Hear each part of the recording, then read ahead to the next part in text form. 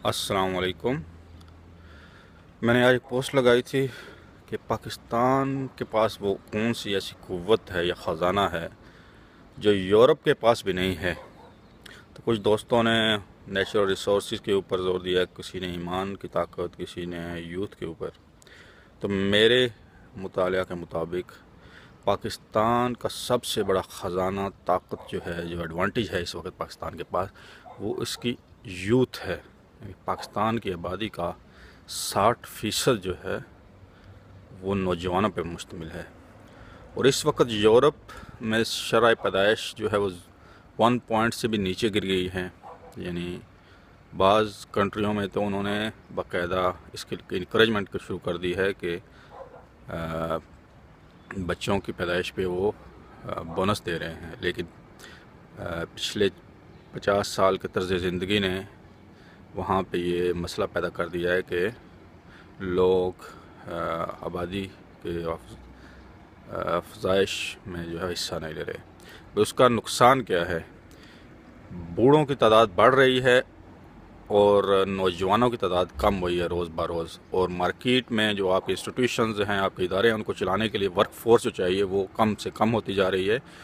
और जो बूढ़े हैं उनकी सेहत की देखभाल के लिए, उनकी पेंशन के लिए आपके बजट में जो है वो अरबों जो है वो रुपए देने पड़ते हैं।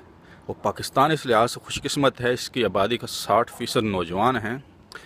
और इन नौजवानों से आप स्किल डेवलप करके इनको तालीम दे के आप पूरी दुनिया से जो है वो उनको उनकी खिदमत पेश करके दुनिया भर से आप जो है वो कैपिटल कमा सकते हैं, पैसा कमा सकते हैं। जैसे कि पाकिस्तान की एक सॉफ्टवेयर कंपनी है नेटसोल, उसका हेडक्वार्टर लाहौर में है। वो इस वक्त मर्सिडीज़ होंडा की जो कंप्यूटर सॉफ्टवेयर है वो बना रही है। पाकिस्तान के शहर लाहौर में बैठ के उन्होंने 800 बंदे हायर किए हुए हैं और उसका बजट जो है वो अरबों रुपए है। यानी कि एक एक सॉफ्टवेयर 2 मिलियन 3 मिलियन डॉलर का बेच रहे हैं। चाइना की जो बड़ी कंपनियां हैं उनका सॉफ्टवेयर जो है फाइनेंशियल वो बना रहे हैं।